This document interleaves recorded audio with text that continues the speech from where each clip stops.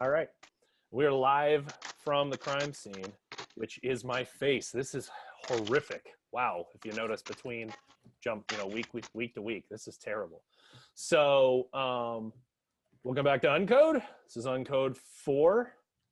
Sorry, let me Uncode 4. There we go. Just make sure we get that in. I'm BTO Pro, Brian Olendijk.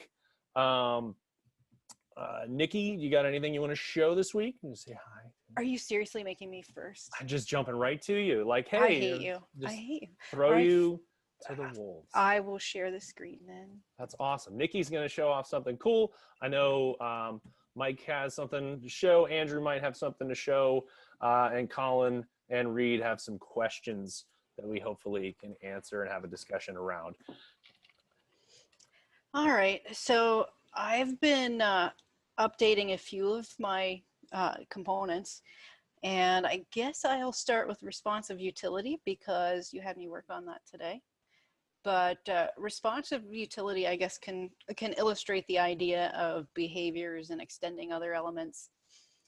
What you see here is there's a responsive utility element, and it's wrapping all of this content. And some of these spans say, only show for these sizes.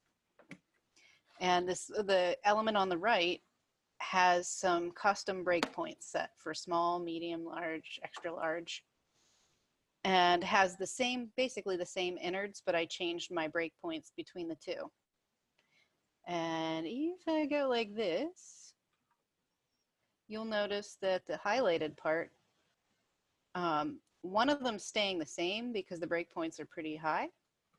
The other one on the right is changing based on my breakpoints. What's going on here is that it's doing an element query on resizing so that I can apply, and basically I customize my breakpoints, and I have to, instead of it being an element query, I'm basically defining some styles based on this responsive size attribute. And that's how I'm able to do some styling and, work around the fact that we don't have real element queries. The easiest way to use it would be probably just to grab this responsive utility element wrapper, but that could very easily lead to something like a div soup. You just have a bunch of these nested, and maybe you don't want to, have a bunch of those. You could use it on a regular HTML element, in which case there's a little bit of JavaScript down here where I'm basically taking the same example but using some divs and calling a responsive utility singleton. And we talked about the idea of singletons last week, and I'll show that when I get to the code part. But what you see here is it's basically requesting this singleton and sending an event up that says, hey, treat me like a responsive element. This is the element. This is here, I'm giving it a custom attribute instead of responsive size, which is my default. I'm going to call that class, or I'm going to call that attribute element query. And then here are my custom breakpoints. And if that wasn't enough, I decided to, further scaffold it and say, well, maybe you don't want responsive utility element to be the responsive element. We've seen my video player, the Yali Media player. Maybe it should be a responsive element. So I'm going to talk a little bit about extending behaviors. So if I go into responsive utility, the very first of these things, or the core of the way responsive utility works, is this idea of the singleton that we talked about last week. It is basically just a single element that gets attached to the page called responsive utility. And all it's doing is basically listening to say, hey, is there a new responsive element? Let's add it to my list of responsive elements. Is it being deleted from the page? We can get rid of it and all of its listeners. And then it's handling all of the, applying the attributes, doing the queries to figure out the sizes based on the element's breakpoints. It's adding a resize observer and saying, all right, when this happens, we're going to do this logic, check the sizes, and use the details that that element sent me about which attribute to put it to and which breakpoint value it belongs with. Now this one would work with any of the elements, including just using with the div here, the part that you saw with the JavaScript on this page. And the way I scaffolded it is I started with that singleton, but then said, hey, how do I package it up so that you don't always have to use JavaScript to call it? And so that's where I created the superclass. And the superclass is basically something that you can have other elements extend and use. So the superclass has basically a set of properties already defined in it. So why not already have a responsive size property that maps to an attribute, and the small, medium, large, and extra large. Let's set some defaults, and let's even include the fact that when it's first updated, it's going to request that singleton. If that singleton's not on the page, it'll attach it. When you see the dispatch piece, it's going to send the event up with whatever you've specified. And then if it gets disconnected, let's make sure that it's gone. So this set of behaviors could be used by any element, and I kind of created just that responsive utility, the one that I started with as the easiest, as just a nice little example of what it would take to actually make any of your elements happen to use responsive utility for your own element query workaround. So here it is. This is my example of an element that's using responsive utility. It's importing the responsive utility behaviors, which is that superclass, and extending it. And anything else you do in your elements, up to you. But that's how you would use it in an element, is you would just extend it and then you have it. So that was one of the things that I was doing today. What I was doing earlier this week, I was on that Storybook roll last week, so I've been working to try to get some things in Storybook. In the meantime, I updated my charts and graphs. So this, let me go back to this one first. I've been using Chartist Render to do some graphs and charts. And you can see these are the different versions. What I didn't have at the time was I was just using a data property that was an array to get the data in. No, it was actually an object. But what I realized is it would be really nice to do this with progressive enhancement. So there's now a slot that can read in a table and turn it into a chart. And there is the ability to include that table with show table, so that the table that you've included that is slotted is no longer hidden. But I added that. It also has the ability now to take a data source in. I don't know if I have that on the example page. I do not, but I have it in the other one. So, oh, no, it's a whole separate demo page. So this is one that is actually pulling it from a data source and grabbing a CSV file and then generating all of this and putting the table back into Shadow DOM. So the chart library is not mine, and they do have an accessibility plugin, but I liked being able to have this sitting in Light DOM. I liked being able to pull in the table and use the table to generate the data. And then what I really liked doing is creating just in the same way that I'm able to extend the responsive utility, I extended, so this is the basic one that would work for anybody, but I decided to extend this to our context with a different component called learning design bar chart line pie.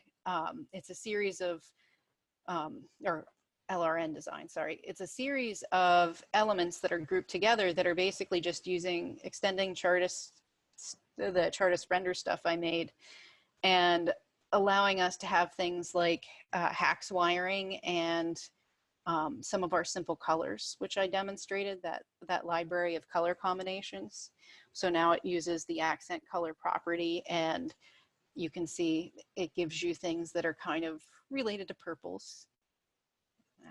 I might have other examples here, not on that one.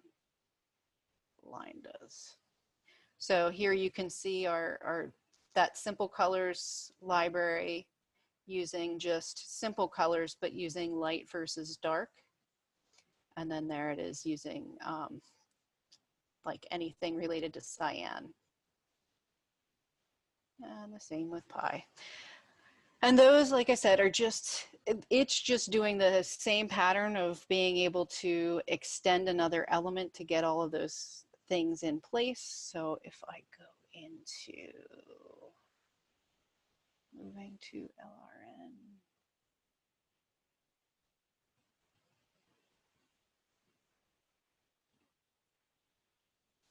Oh, this one actually does have some cool extending stuff, and I didn't think I could talk about it.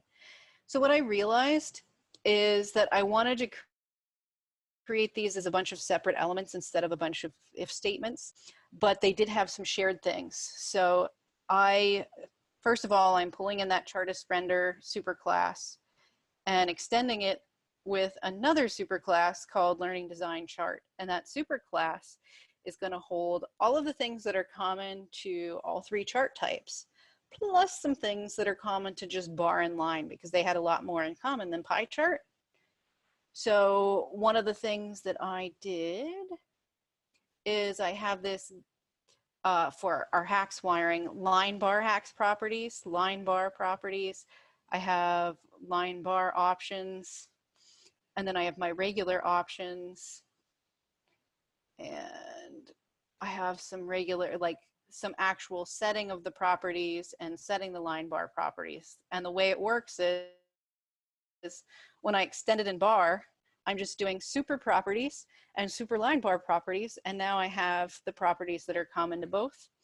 And when I get to my constructor, when I get to HAX, I have my super HAX properties, super line properties, all of them get wired in, and then anything unique to bar gets added onto there. And when I'm setting the properties, it's super set properties, super set line properties. Same thing happens in line. And then because pi doesn't need line bar, it is just doing super HAX properties and then adding its own and super options, super set properties. And that's how I was able to have these three related elements all have their own tags and be managed sort of separately, but then they have this base set of behaviors. They have base SAS files that are extending onto simple colors. And it definitely made managing them easier, so I didn't have code in multiple places. Any questions about that?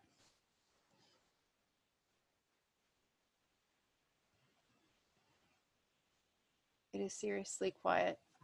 Super quiet. I can ask you a question about superclasses. So here's my concern with superclasses.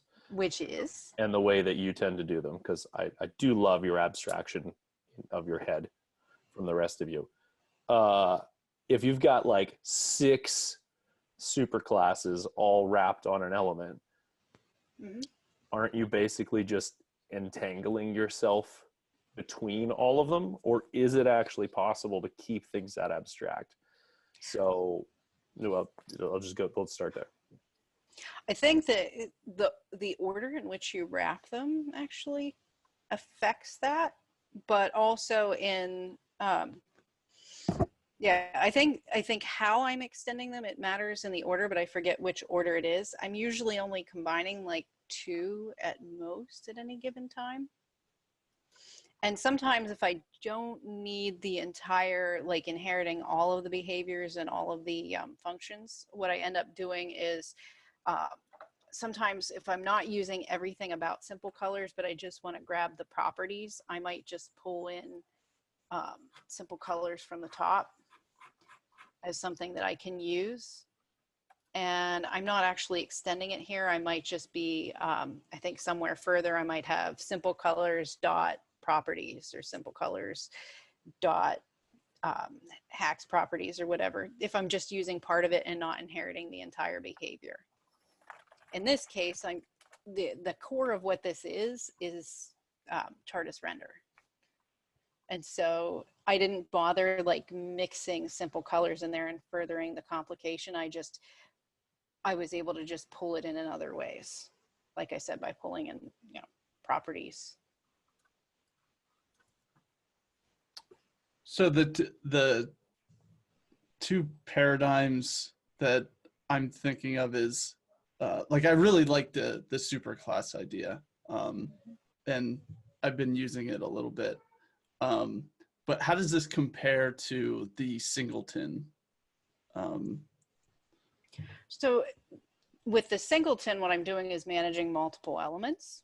Okay. But with this, when I choose to use the superclass, it's because I want to be able to have that element have the properties. I want it to maybe have some of the behaviors, some of the functions that are already in these other pieces. I was hoping to have rich text editor available so that I could show that one as well. But just the idea of, all right, well, some of the general ways that this thing behaves, I should extend that. Right. And that when it's more about that is when I've been using, extending these things. Okay. If that makes sense. Because it does seem like there is some overlap between those two patterns. Yeah, like, and I think responsive utility kind of shows that there's a level of overlap that I could be doing certain things. The benefit being, like I said, like with the Chartist stuff, there are a lot of behaviors in that I wouldn't want to have to redo. And I mean, I guess you could potentially put some of them in a singleton on the page, but there's properties going on, things that I might be observing. Right, right. Styling. Right, yep. With Cool. regard to the first thing that you showed, the responsive element, would it be possible or desirable to make a query against oneself to look for a CSS variable that sets those breakpoints? Because then you could be able to, like, in the connected callback, as soon as it gets loaded, ask in that scope, whatever that scope happens to be, what is that SM variable set to, or that medium set to? Because then a user could set the global breakpoints for their website, and then have that, even within a shadow root, be specified in the CSS, and not have to deal with adding the individual attributes or properties directly. Might be interesting. With the caveat that, like, CSS variables are in a state in my mind where they're very, very, very powerful, but they're also just global state, and sometimes it's not a good idea to have global state, but sometimes it can help you a lot. So just throwing that out. I hadn't really thought about that. Like, for some of the things that I'm using it for, there are specific layouts to things. Like in Video Player, there are certain points at which I know I'm going to need room just to fit all of the buttons, because I can tell down to the pixel what it is. And so if the container so I needed kind of custom points to break, that I probably wouldn't want variables that are coming in from a CSS variable, because I know exactly what that player needs. But I could see how that would be useful. In the same way that you have that control vocabulary for the HAX schema, you could have that sort of same vocabulary for the CSS variables. So you know that when you're overwriting this CSS variable for that element or anything within that, thing that goes underneath it, that you'll be hitting that same thing and it'll overlap. I've got to think about how I would want to do that. I think there's some pretty good hacks that you can find with, given the penetrability of CSS variables, of having global state with CSS variables and not with something like MobX or something like local storage even. Okay. Gotta think about that. I hate your ideas, Aiden. You're proving the utility of us doing this exercise together. You're going to be as bad as Brian, making us think and pulling us off into 5 different directions, exploring cool shit. You just got to keep you guys away from MobX at any point in time, right? Nice. All right. Does anybody have anything else they're interested in with what Nikki showed before we move on to next topic? And I still hate you for making me go first. I do what I can. I don't want to go first because then you'll be like, what am I going to show that tops that? Just this week. I have to remember that we're being recorded, so I appreciate you're censoring yourself in real time. That was very I'm getting better at this. Mike, are you queued up? Yep. All Yep. right.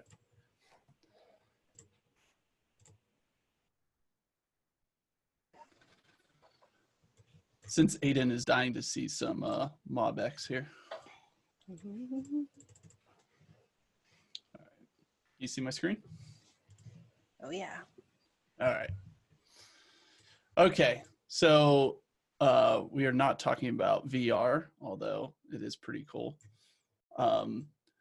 We are using the model viewer web component that's provided by Google, which is just a stellar web component, which if you're not familiar with it, you can provide a 3D asset that's done in something like Blender or Unity, and you can run it through the model viewer tag and basically just point to this 3D file, and all of a sudden you have a little VR environment to view your asset in. It's pretty cool. One of the features that they just added was this annotation concept, where if you notice, no matter where I'm rotating in 3D space, this little annotation knows exactly where to follow to provide a little label for this 3D asset. So at the College of Science, we have this, we've scanned a lot of bones. And what we want to provide the students is the ability to really zoom in on these bones that are all hot spotted so that they can see, all of these little dimples. It's kind of hard in here. Maybe this one is a better example. Like the dimples in the bones, they actually all have names to them, and the ridges in the bones, they actually all have names. So this, we think, could be much better than just seeing 2D assets on the screen. This is a much better learning experience for the students. But we find is that some of these hotspots can get absolutely insane. So now we can scroll around and see, but you can see that this is just not the best experience right now. It's just too overwhelming. It's just too many hotspots. So we had the idea of, okay, well, why don't we just show all of the hotspots on the left-hand side of the screen here, and hide the hotspots by default. So that sounds easy enough. Until you look at how this is actually constructed here, how we are viewing this this little app. So this is our app. It's made up of a new web component that we're working on called MV Studio. And what MV Studio does is very simple. It's just a wrapper that you put around Model Viewer. And the whole idea is we just want to give a really custom experience for the Model Viewer web components, where you can maybe on the fly select different files, and the MV Studio app will delete everything in the slot here and maybe go make an AJAX call come back with the new model viewer code and inject it, and then you can view a new bone. So if we look into that code to see how we might go gather all those labels, here is the code for that MV Studio app. So not a lot to it. We basically just have the slot where the model viewer tag and all of its tags will go. And then we hopefully will show all of our hotspots in a panel, which again will hopefully be over here on the left. So a little list of all the hotspots to the left. So what we have to do here is, just gonna delete this real quick, is let's do a little experiment in querying inside of the Shadow DOM, because this is where a lot of people get tripped up right off the bat when learning web components. So let's say I want to get a list of all the buttons that should be showing up in the slot. So the first thing I would do is say, whenever this component is first updated, I'm going to tap into that life cycle with this is a lit element. So lit element has a life cycle for the renderer has first been updated. I'm going to say this dot shadow root. So if I say this dot shadow root, and of course, what's going on? Oh, wait, I'm in the wrong. 1 second. There we go. This is my demo here. All right, so this is the bone. It has 2 hotspots on it. And here's our console. So we can see, okay, well, here's our shadow root. So, I mean, this looks pretty easy. It looks like I can just start querying in here. There's the model viewer. So should be able to just query selector for model viewer. And I don't get anything. All right, so the reason why you're not getting anything is because we're actually at the root of a shadow DOM, and we have to do something real quick first. The first thing we have to do is actually search for this slot tag that's right here. Because once we search for the slot tag, then we can sort of inspect it and see all the children that are inside of that slot tag. So what we do is not do query selector. I'd probably do query selector, and I'd query select the slot tag, which is right here. And once that loads, okay, so now I have the slot tag. And now that I'm at the slot tag, now I can do the query select all, right? So I'll do model viewer. So not just yet. So what we have to do is call a function that this slot has. It's called assigned nodes. And by calling assigned nodes, it's going to take a look inside of its shadow root and collect all of the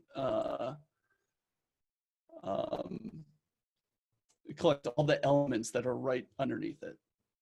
And so in this case, we started here, we went to the shadow root that's inside MV Studio app, and then we ended up at model viewer.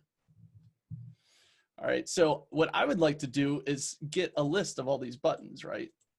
So now what do we do? Well, if we take a look here, so what assigned nodes, so by querying the slot tag and then asking for the assigned nodes inside of it, we get an array of the children that we can access. So I'm just going to do something quick and dirty here. I'm going to ask for the second item in that array, which is the model viewer here. So now that I've arrived here, now I can actually do what I tried to do from the beginning and do a query selector all for all those buttons, all those hotspots. And now I have a list of those hotspots. All right. So now what I could do is, well, I won't assign those yet, but so you might find yourself in this scenario quite a bit. There's lots of different methods for accessing children or asking for children through shadow roots. This is one of them. I'm sure there's a ton of different opinions on whether, you know, the effectiveness in this of this, or the how performant it is. I don't know, to be honest. I'd like to hear that discussion. But I often find myself in this exact scenario where I just kind of want to do a old school jQuery style, collect all the buttons. I don't care if we're in the shadow root or what. I just need to know all the children that I need through shadow roots or no shadow roots. So I worked on this little utility function that's just horribly named right here. It's called find all deep.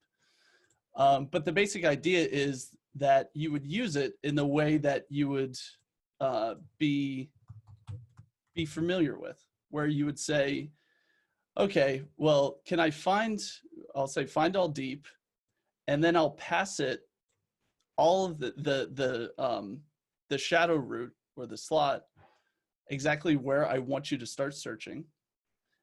And then I'm gonna pass you the CSS selector that I would like you to search on. And what this function does is it's a recursive function. So it's going to first go to the slot that you provided it, and it's going to gather up all those assigned nodes that we did in that previous example.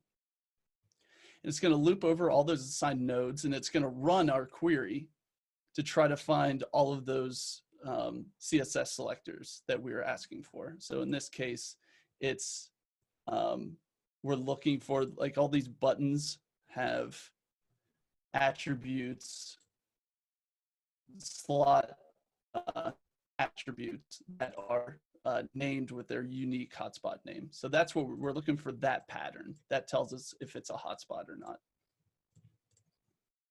So in our recursive function, we're going to loop over all the children. We're going to say, do you have the ability to run query selector? Because sometimes it will return with some items in the shadow root that aren't really divs. But that's, I'm not going to get into that right now. But basically, can you try to find some children? If you can, run the selector and record all of the items that you found. So if you found any hotspots at this layer of the shadow DOM, record them. So we're going to add it to this overall nodes array. And then what we're going to do is say, if I, well, first of all, I added a depth option. So you can choose to say, like, only run this over 2 or 3 shadow roots, so it doesn't get absolutely nuts. But if we haven't hit our depth limit that the user specified, and if I run this query selector for another slot tag, so we're asking for, give me all the, search for all the slot tags in the children. If those return with more slots, then we're gonna run this function over again. So it's just gonna keep running and running and running and running. So it's gonna run through your whole DOM, run through all of the shadow roots it can find. And once there are no more shadow roots to find, it's gonna return a list of all nodes. So instead of doing that first massive query selector that we first started with, what we can do is now replace it with this little utility function. If I console log hotspots, it now returns with the correct number of hotspots, which is awesome. So I can say, using mobx, I can save those hotspots to the store.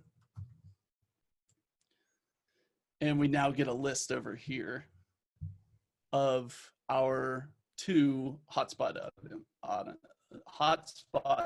items. So if I add demo and I add another one, center lens, now it should find center lens. So here I put this little recursive function on a gist, so I will share that in the chat.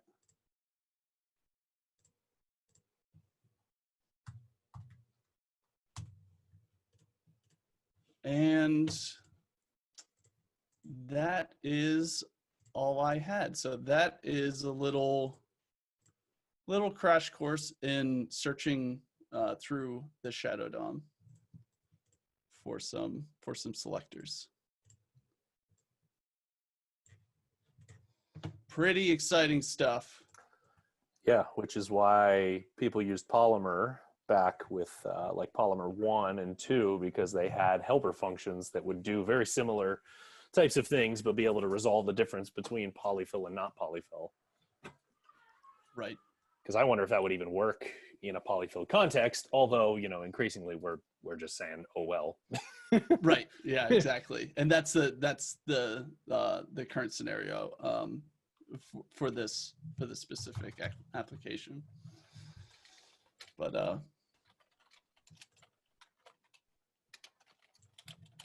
let's see. Oh yeah, Tom is telling me that my audio is bad. That's because the wind knocked my internet over. That's a whole episode that we need to dedicate to what your setup is for that. It's not web components related, but it is super interesting. It involved kites, right? Right, Potter? Yes. Kites and strings and cans. Yeah, yeah. Someone was flying another kite, interfered with my signal. All right. Does anybody have any questions about? Yeah. So this is really cool. So it looks like a really interesting new option in like the virtual manipulative space, right? So Yeah. question: how do those hotspots? How do you get those in there, so to speak?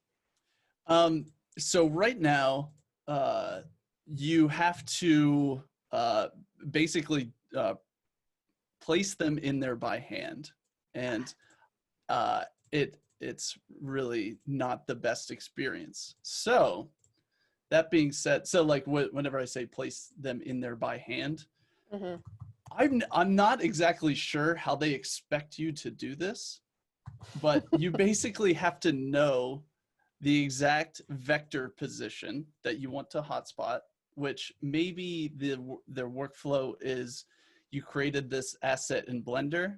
So maybe you go into Blender and you can derive the position from that application. But you're expected to fill this data position, this vector value by hand, all right? So an alternative to that my team's been working on is the Model Viewer Studio little editor. And what that would look like is, if I go into the demo and I run well, let me see if I have this so I don't download the internet. And I run this MV Studio tool against the index.html. Now, if I load this up, please work. All right. Oh. Blah, this is not working right now. So what we're working on is a little in-place editor for this. So you would use the MV Studio CLI, and it would pop open a web page, and it would show the Model Viewer Studio tag in there. But then you'd also have editing controls where you would say add hotspot, and whenever you click add hotspot, you would actually click somewhere on the model, and this MV Studio tool would add it to your HTML, basically update your HTML for you with the correct vector information. So that's still very much in early development, but it's allowed our 3D artists to label all of these in HTML. So Very cool. And Yeah. what are you using to scan the bones? he used a some high-end scanner. I forget what it is. I think Anthropology has it. It's like this $40,000 handheld scanner. So he's worked with a team in biology to scan all these bones by hand. All right, very cool. Yeah.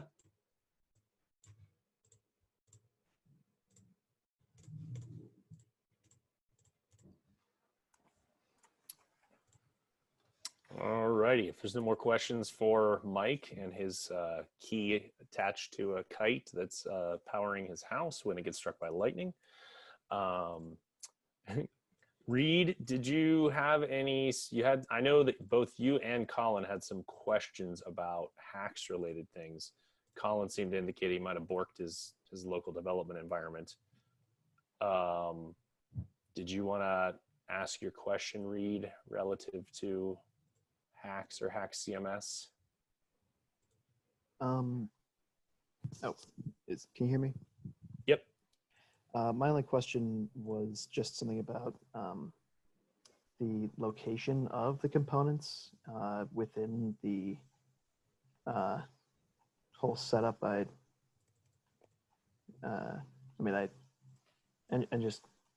It's a very basic, but still broad question. I'm not sure if you want to answer that specifically, but also just back when Mr. Potter gave his Docker tutorial thing for our class back a year ago, he was showing us the Docker setup for having HAX running, right? Like for the students' accounts and all their sites. Yeah. I believe that was one thing. So do you want to see that, or? Yeah, because I now know more, so it sort of went over my head before, but I just am curious about seeing it again. Gotcha. Now that I would understand it. Yeah. I can show it real quick. Sure. Do you want? Why don't you do that, Mike, and then I'll queue up and show you how to work on HAX locally. Read using the mono repo, and like where elements go and whatnot, since that's kind of related to. Yeah. Okay. All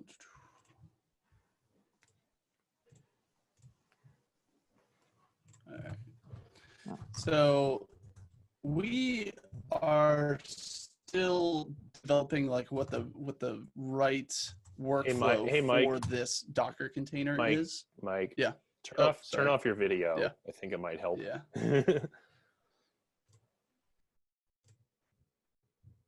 Okay. Is that better? Yeah. Okay. Actually, let me make sure that it's in here, or else I'm not even gonna try it because it would have to download.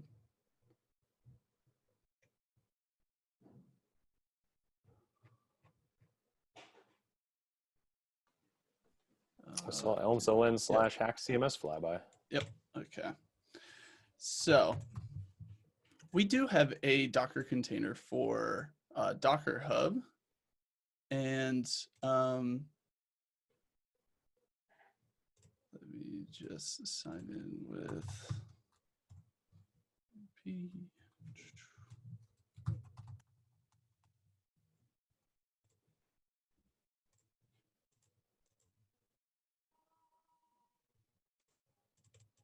Come on, password.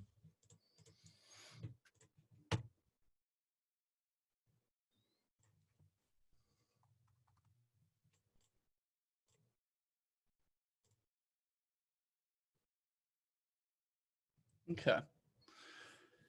So we have a Docker container for HAX CMS that's located at elms.ln/HAX CMS. And that will get you the latest version of HAX CMS. We also have tagged releases for the HAX CMS container. We need to get better about it because, as you can see, we tagged the last one 8 months ago. So, but I have intermittently been tagging just actual commits more regularly. So you can see like some of these commits I've just been tagging periodically. But what we can do here is, let me create a new thing for CMS demo.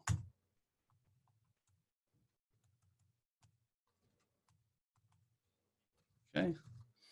And I'm going to run the Docker command to just run this HAX CMS image. So that would be Docker run.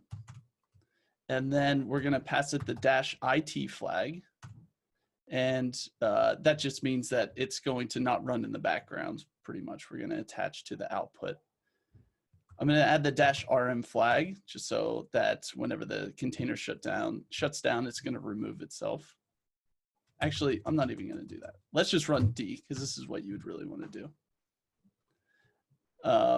So we'll run -d to put it in the background. We'll tag it with a name that's called HAX CMS.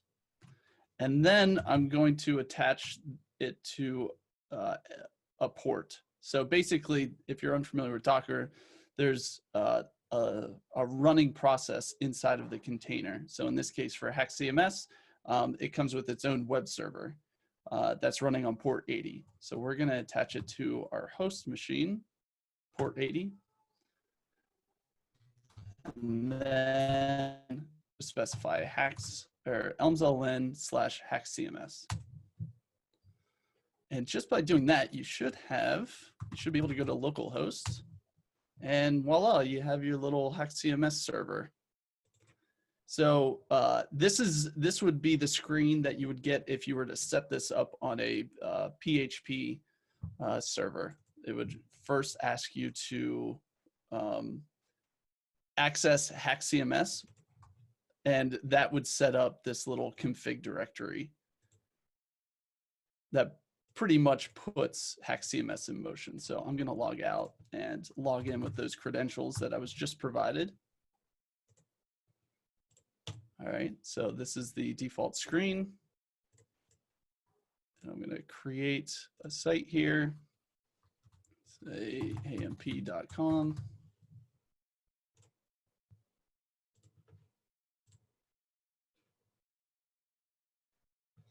And now I can start working on amp.com.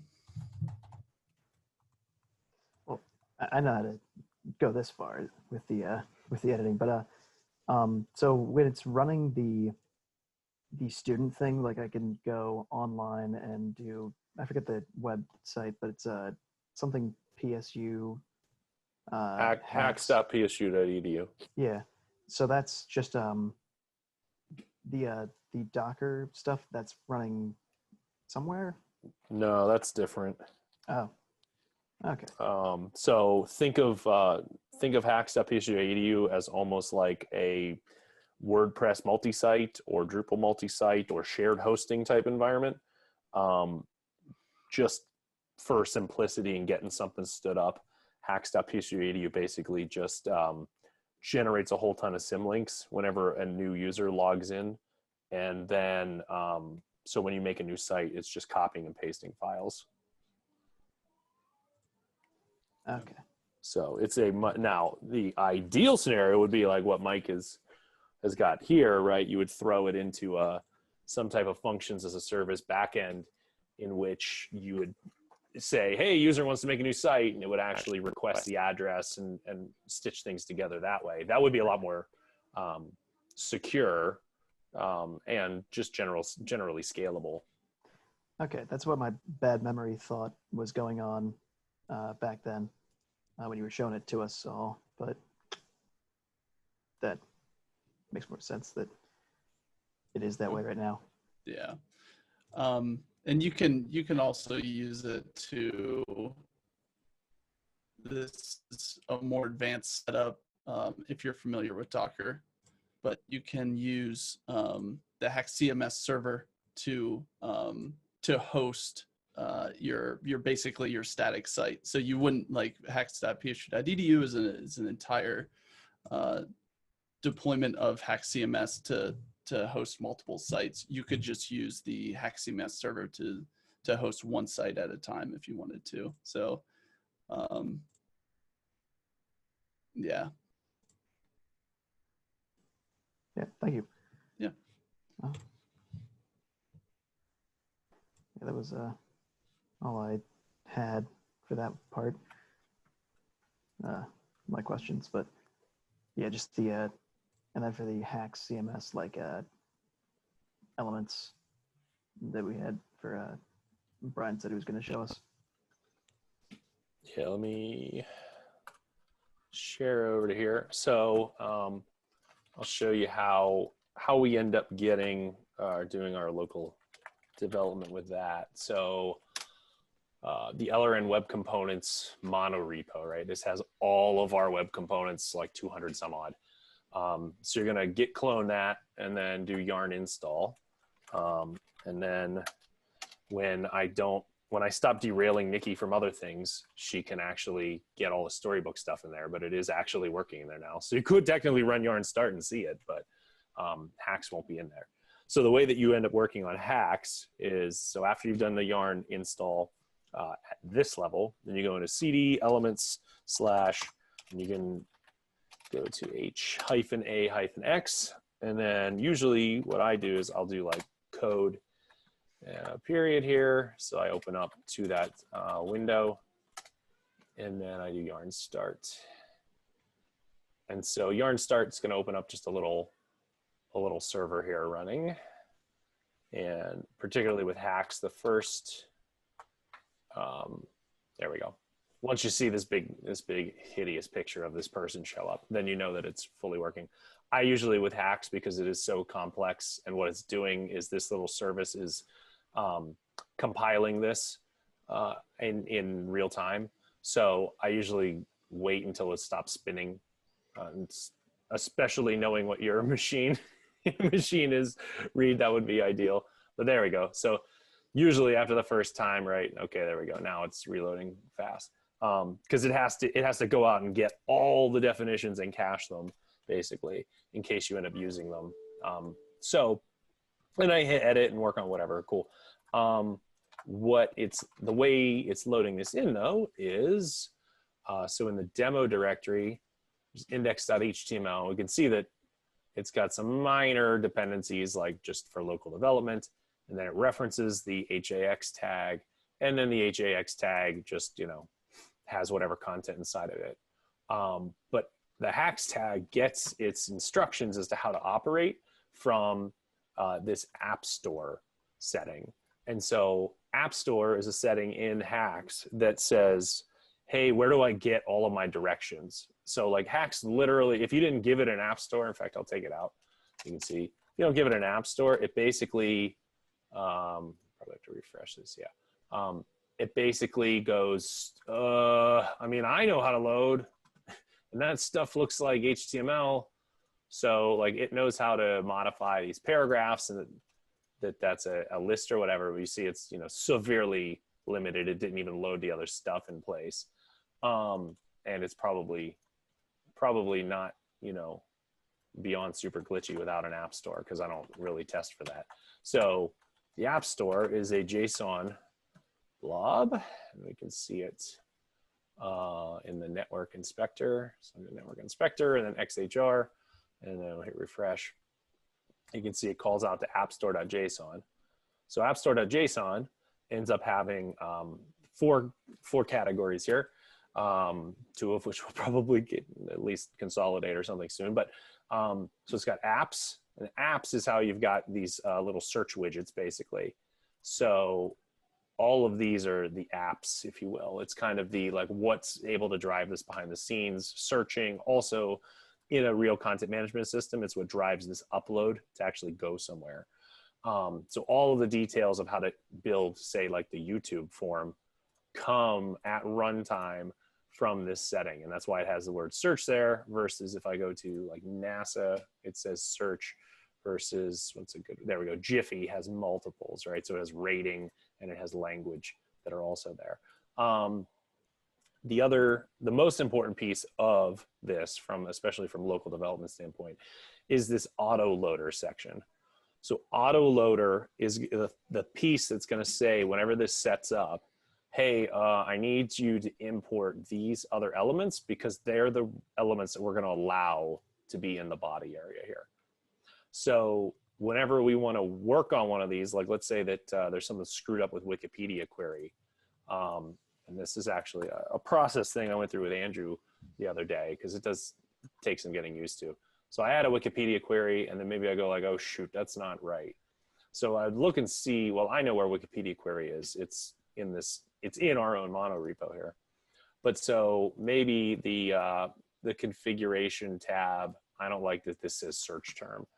So I'll leave that running, open another terminal window, and I'll go to Wikipedia query, and then I will do a code on that one. And all of our, and generally with like front-end assets, you work on like out of whatever the SRC directory is for the most part. So I'm going to do a yarn start on Wikipedia query, right? So this is me working on HAX, but also working on this element. So I can pull up Wikipedia query, look at it and say, okay, it has search, and see what the different attributes are. Then in Wikipedia query, I can scroll down and we have there it is, static get HAX properties. So this is the piece that bridges between any front-end asset and the HAX editor. So if a HAX editor is told to load it via these directions that come in at runtime, right? And it has this function on it, then it will use this information, and if you're following the API, then it'll build that form. So Gizmo is how it presents itself on the screen. That's why you get Wikipedia article with a little icon of a book. There's some other metadata in there.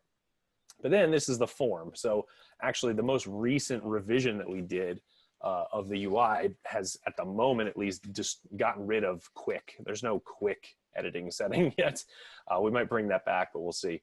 So what I'll do is, just for the simplicity of this one, I'll add the hide title flag, because we used to have hide title and then you could actually do it in context, and it went away. So I'm going to put hide title back in, and instead of search term, this is going to be like article name, because that's basically what it is. You're not really searching Wikipedia when you have to put in a highly specific name in order to get a result, in my opinion. So then I'll save. So I saved that over in this window, right? And now when we refresh my little HAX instance and we search for Wikipedia query, we have hide title flag there, as well as it's saying article name, so I can search for Drupal. And now it's correctly influencing the hide title piece. Hey, Nikki, look, it's your checkbox thing that you just fixed right before this call. Yeah. Because I'm your best friend in the whole wide world. You are my BFF. However, look at it appears. Shh, it's a good thing Becca's not on here. It appears that this is, it's misaligned. Like, why do we even use this system? But, so did that make sense, Reed, as far as like the way that we end up working on these elements locally? Yeah.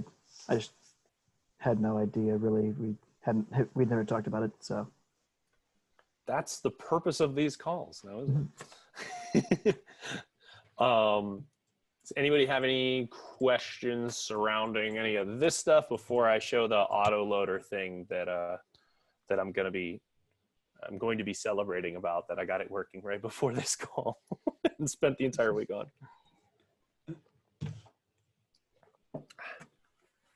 All righty. So let's get rid of these things. Close that. All right. Then, and this is always important, make sure you turn off those stray node processes running in the background infinitely. So I don't have that Wikipedia query change. This is actually a perfect segue. I don't have that Wikipedia query change up at hax.psu.edu or anywhere else in the universe. So I'm going to show a little bit of what that process ends up looking like, and why I'm freaking out about, well, two things. One was when I achieved what I consider pipeline unification, which to me basically just means we have one place that we work on all our stuff. I run one script, and then I can push it out the door everywhere, and it works everywhere. So that means that we got, it's basically a build routine, like the pipeline and workflow that you use. So for example, I mentioned we just pulled in some functionality from Nikki shortly before this call. What our dev or workflow ends up looking like, we work in this mono repo, and so we've got this pull request, and Nikki just had this one, and I have to just put it on screen because it's just so good, of best friend status secured. And so now that we're BFFs because of this file change, right? So I can look at, Nikki's got a copy of the entire mono repo. She fixed this thing related to checkboxes, that the field wasn't showing checkbox. So from that change, this is what my process is to get this out to the universe. So first I accept her PR, which I did, and then I troll her about us being BFFs. And then I do git pull after I merge it. I'm just gonna go through all the motion. Okay. Then I make my changes or whatever, much like I did here locally. I do git add a, git commit m, fixed Wikipedia. All right. We've got some minor linters, which unfortunately pretty much always always reformat something because it's reformatting like JSON. So I actually just have a shorthand here that I autocomplete. There we go. So that did git add a, git commit m, and then just put the lint up and then pushed it up to GitHub. So then if I wanted to get this out for other people's consumption, and I'm not going to do this right at the moment, then I would we use a thing called Lerna, and I'd do Lerna publish. And Lerna publish is going to look at all the assets that have changed. It's going to see all Nikki's changes that got merged in here recently, and it's going to come back and say, hey, I'm going to update these npm repos, and it's going to loop through and basically run npm publish over and over and over again. So that gets our stuff distributed to the world so that you can run yarn at LRN web components / simple-fields and ingest Nikki's enhancement. So the way that we then populate our entire universe is that then I go over to HAX CMS, and this can be run from anywhere. It's actually, it's a repository that we have called unbundled builds, or there it is, unbundled web components. So while I run this from HAX CMS, it's because I basically took this repo and pushed it into the HAX CMS repo I work on behind the scenes. But effectively, it is a boilerplate way of doing build integrations that takes all the thinking and guesswork out of it, is what the idea is. So we worked on that locally. I worked on that Wikipedia tag. I edited it. I see it locally, but that's not it running on a live web server. So this is the steps to get there. So I have a rather ridiculous, and I'm not going to run this, but I just figure I'd show it because it's funny. Rather ridiculous little chain together in Bash that runs. So it's yarn run build. I'll step through what that is. Then add all to get the output. Then commit build up.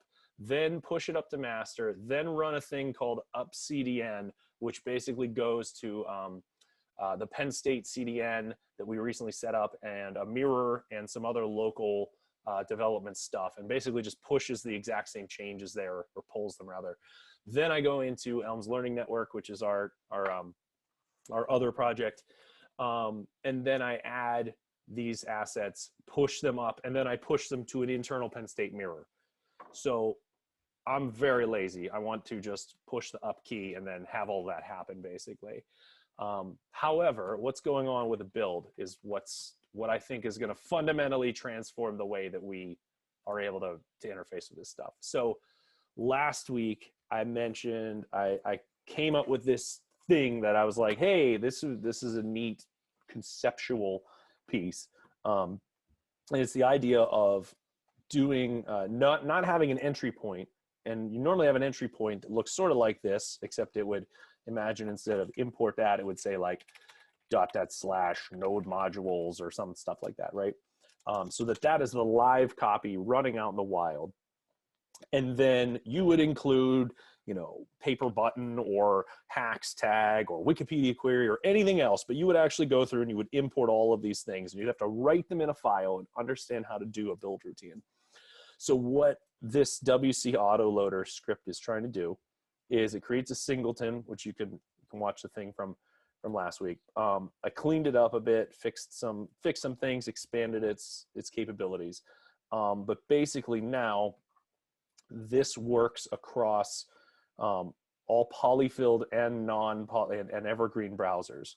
So through a lot of testing this week, this now is a one-size-fits-all solution for this. What it does is, I don't want to save whatever changes I just made there.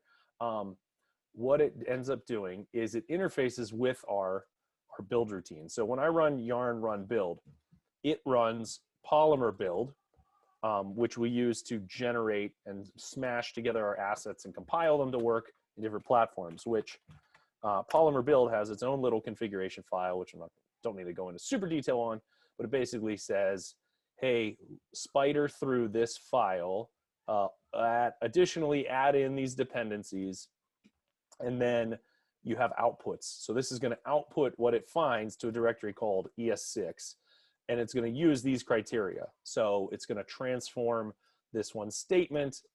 It's not going to minify things, and it's going to make sure that it works with, in this case, ES modules and ES 2017, which is commonly known as ES8. So even though I call it ES6, we're going to ignore that. I've mentioned before why I do that. It's basically ES6 plus at this point. But so then I make two other builds. One build that has to do with ES6 browsers and AMD module packaging, which I'm not going to get into, but there's basically different ways you can teach the web page how to find other JavaScript code and get all of it to work in a modular way. So I compile it to ES6 and to ES5 because there's some older browsers you need to hit with that. So basically the settings in here should work with anything. So Polymer is going to go through, use those settings, find all the files, make all the paths work, and then we're going to run Terser here, which uses gulp. So in my gulp file, Terser is just a nice thing that is able to basically minify the file a little bit further. So it's going to minify the ES6 copy, which is the evergreen copy. So this file structure and what goes out the door is going to be the thing that hits like 90+% of traffic. Those other two steps, and honestly, I spent probably the last 3 days in just dealing with dependency issues surrounding these fallbacks. So modern web is phenomenal, but like yesterweb, which is really only like 3 years ago, is just awful to interface with. But in order for that auto loading script to work, it needs to find a file that basically has a registry. So what a registry looks like, from my definition, is the name of the tag, and then, if you were to access that as an object, where that tag lives. So what we've done with the unbundled build stuff is that using this script that, thank you, Potter, for writing the vast majority of, because he's way better at Node than I am. I just cleaned some stuff up. It's going to look through the compiled ES6 code and sniff out things that say custom elements.define or static get tag or static get is, which is another popular convention. And it even has fallback support for finding Polymer legacy elements, which are very old ones that we still use occasionally. So what it's doing through all of this mess is basically just sniffing out web components and then finding the file that that web component lived in this case, this F location thing, and associating it to the tag that it found. Then it writes all that to wcregistry.json. So no matter what components we add going forward, this workflow will figure out what they are. When Nikki adds 10 more awesome web components tomorrow and I accept them and then I run a new build, they will just magically be available through this script. So this is monstrous, as you can see. This is every web component that this sniffed out and found. It found Polymer elements, it found R elements, it found VAD, and it found local time, which is by GitHub. It finds anything that's a web component in that tree successfully and builds this little registry. The amazing thing about this file is that compressed like this and sent over the wire, it's 1K. So 1K for what I'm about to show you. So what it is I have this issue I've been tracking all week and going through and finding the issues and resolving them. And I'm waiting for this moment so that I can click this checkbox. It says solve the biggest problem with adoption of web components so we can scale out the roof. So I'm going to check it and say that this is now working because I got it working like 5 minutes before we started recording. So what it is, and it's now, it's in production environment, so I'm going to show you it. So I'll hit refresh and this loaded. What's actually happening though is it's using that script and it's hitting WC registry, and then off of WC registry it knows all the tags in the page and where they actually come from. So then by knowing where everything comes from, sorry, I got wrong window open here. By knowing what the registry is and what those element definitions are, we are able to, there we go, I stopped my video, thanks, Butter. By knowing what those element definitions are, if we add the autoloader to the page, the autoloader will just figure out everything in the DOM that needs a definition imported, get it from this file, and just unpack it and it'll work. So this page at the bottom, whoops, if I do view source, all the way to the bottom, it points to this build.js file, which is literally just the file you're seeing that I'm showing locally. So this build.js file with this registry, with the build routine that I can now just run a script and it goes, can be served anywhere and just work. So for example, this is now running on hax.phj.edu. So for my course, it's going to actually find the tags that aren't defined and then load the definitions incredibly fast. It also is now doing this on demand. So if you notice a second ago that, Jim wasn't there and then he showed up. And now when I go back and forth, Jim's just there. It's because that element definition was brought in, and there's another example, was brought in as it was used. So if I go to network and I do JS and we just click through, there we go. LRN design block quote was detected as being added to the DOM. And so it checked against that registry, found the definition, and then just imported it. And so anything that is not known, hey, there's a video player on that page back there, just starts to work. So the exact same approach for me to teach HAX CMS how to set up and work is the approach that is in this is Elms LN running here, is the same approach that works in this code pen that I'll throw in the chat in case anybody wants to play with it. So this code pen, the only thing going on here is if you look at settings, whoops, if I look at settings and then HTML, there's this copy and paste effectively. And I will copy and paste it into a new window here so you can see it, but it's pretty minimal. We establish where the CDN is going to be pointing to for our assets. There's a flag for forcibly redirecting people to say like, hey, you got to upgrade your browser for things like IE11. And then there is the reference to the entry point, which is that build.js file. So this is already running on Penn State CDN, which is what that code pen is pointing to, right? But it's just the same exact file you saw before. So in this code pen now, and we can do the same inspection thing, effectively, if you know the names of elements, so like if I know that Wikipedia query is a tag that we use, I can take it out of the page and we'll see this open up.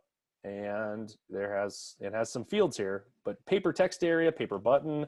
If I were to write, paper input or simple fields, I could do simple fields, field. Nikki, how's the API for this work? Type. So text.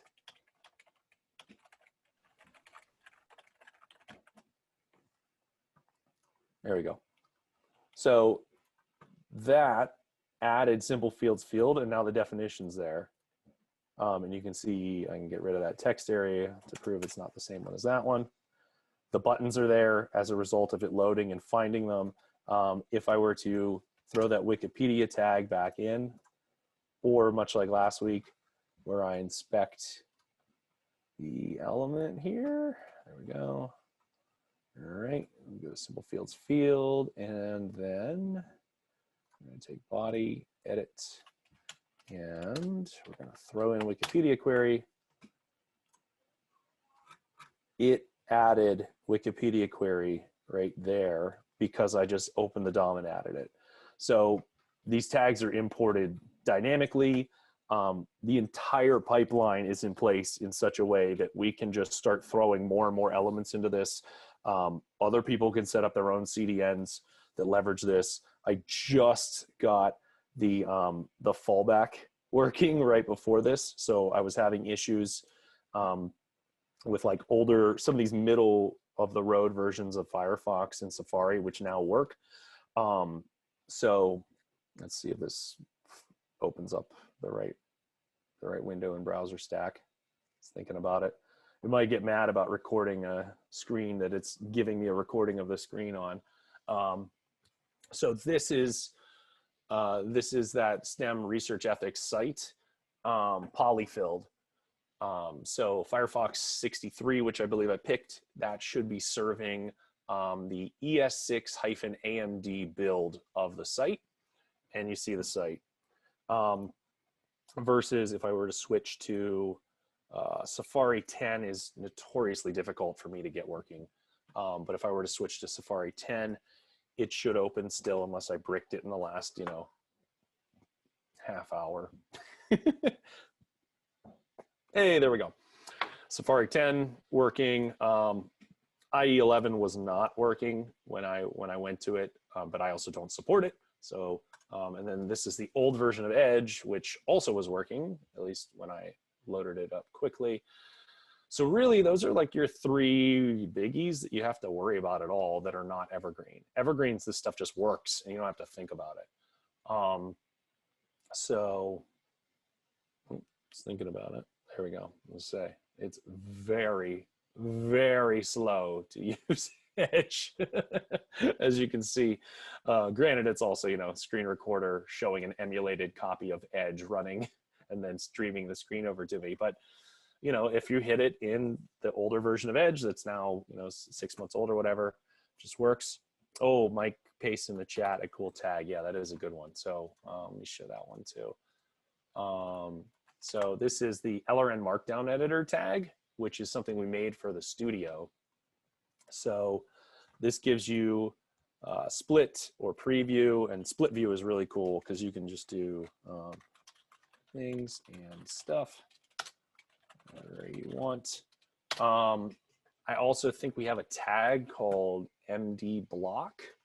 Let me check real quick. MD block, yeah. And I believe mdblock.js is a marked element. It takes source. That's right. I thought it did. Okay.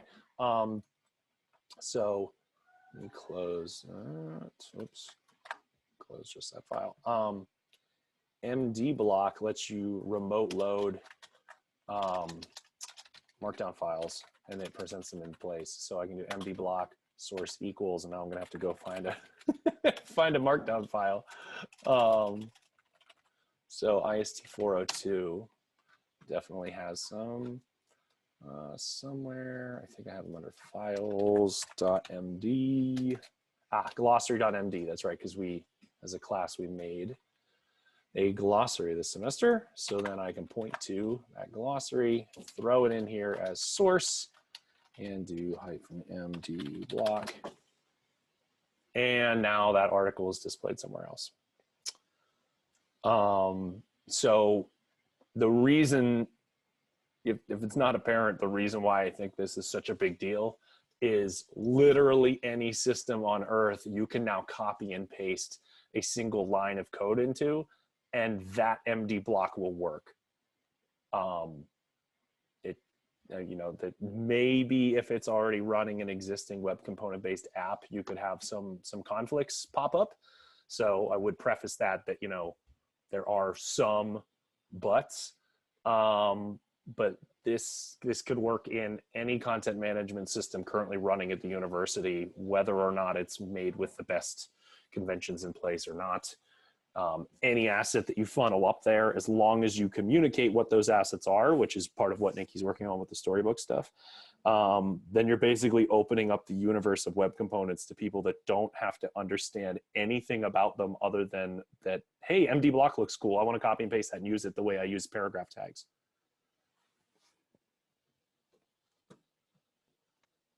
Could you use multiple build.js's? Like how so? So you're identifying your monorepo. What if your monorepo doesn't have a component that you want to use, and you want to use another monorepo for some other component? That is a good question. Let me see. I swear I made a little picture theoretically demonstrating this. Yes, CDN workflow, there it is. So this is what I'm thinking specifically on that, because I posted it on Twitter the other day. So for one, if you have control over a monorepo, then you can just pull in whatever elements you want. So at that point, you're kind of in control of your own universe, right? Now, if you're saying, hey, I work in central IT or something, and we want to use the PSU logo and we want to use Wikipedia query, but they don't live on the same CDN, and we don't understand enough about how this works, but yet we still want to use it, which again, like I think that is a bit of a context that's not going to happen. But if that were to happen, there's a deduping script that I've written in the past that technically you should be able to do a similar pattern. Now we would have to have the WC autoloader script would need to understand how to, it would basically just be, instead of connecting to one source, it would be past an array. And then if that array is just one thing, well, then it only loads one thing. So it would be possible in that regard. I would also be curious to see, because I haven't tried this yet, if the WC registry.json file just had the CDN references directly populated in it, or said these things live on this CDN, if it wouldn't be able to import them remotely on the fly.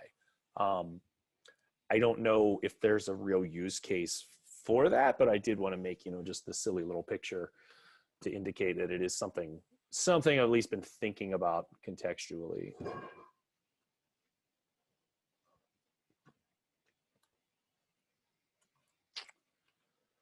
This is incredible. This is magic. It's a little magic. Did you awesome. see? Did you Magic, see that? good magic. There's a video from last week on how that script actually works.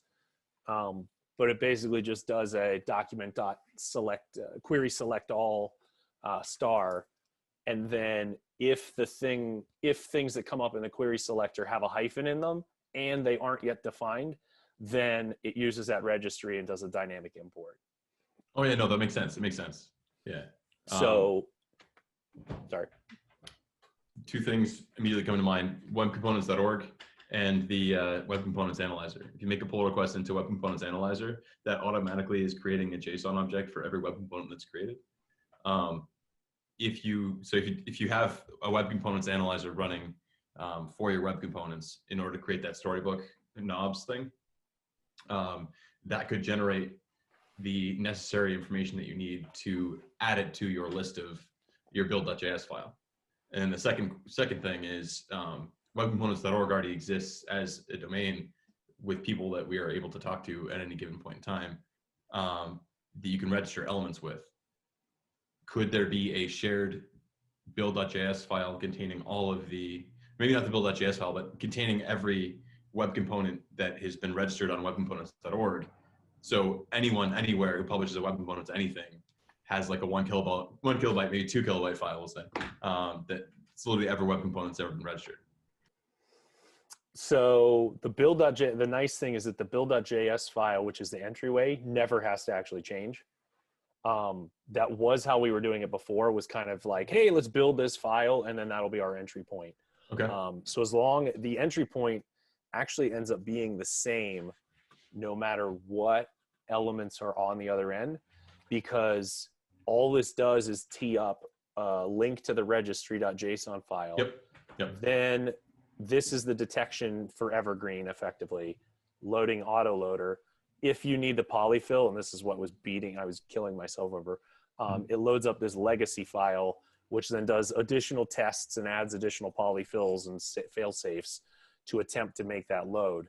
But yeah, if we could have a registry like that, that's sort of somewhere between like pika.dev is trying to do something kind of in this universe, if you will, so that I could search on pika.dev for like LRN web components /HAX. And it's going to say, hey, here's this tag, and it's going to give you a little bit of like ways you could use it. But if you see the way they have their import, right? So Yeah. if we had a unified way of doing that, that would be huge. The other thing is there is the analyzer script. There's a competing format that will win out eventually that we're starting to peg stuff to. So our elements will generate, there it is, custom -elements.json. And so you see right off the bat, version experimental. Like this hasn't solidified yet, but it's kind of the next generation version of the analyzer script you're referring to. That I forget who's working on it, but Microsoft at one point, the VS Code editor, there's a way you can make it detect this. And then if it exists, it'll allow you to do autocompletes against the tag names because Nice. it knows. Yeah. So that stuff is just on the horizon. I think, you're probably looking at about 6 months out for that piece to get picked up and worked on by a few more people to be able to push it over the goal line, I hope, or at least be able to have it and they like, hey, run these 3 things and now you can do autocompletes with these. And the other comment I had would also make demoing and creating a demo site just similar to Storybook, like almost trivial. Yeah. You have every list of you can switch to a demo version of whatever site you're looking at that has the elements that are on that page in like a tab list on the left, and then just the right is just that element in whatever it was showing up as. You can have like a demo or a debug version of just the web components from whatever page you're looking at. Yeah, I'm hoping it'll be absolutely insane from an adoption standpoint because of that. Because you could also take the tabs and have like we add a tab that instead of next to the knobs, it says like how to use this, and literally just paste the same thing every time and then put the element under it and remix it based on the knobs, and someone can copy and paste it and it works. This is awesome.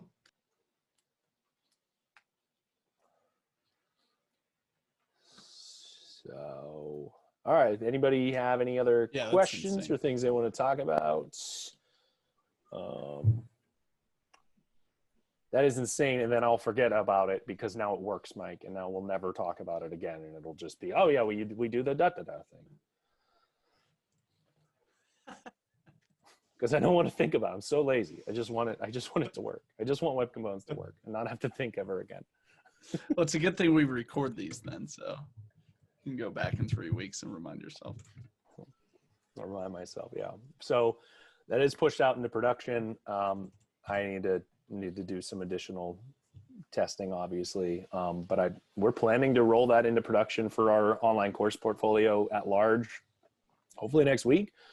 It's pretty much the way that it's working now, but I need to dot a few I's type of thing. So anybody have anything else they wanted to talk about or questions they had?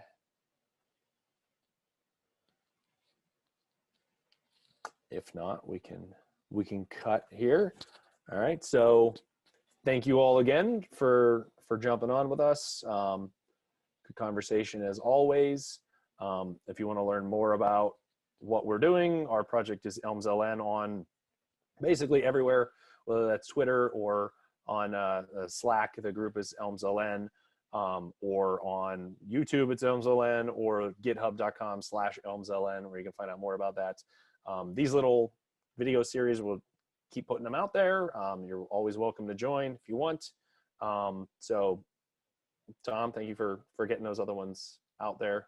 Tom is the unsung hero, so now he is sung via this. But have a great weekend. See you next week, friends.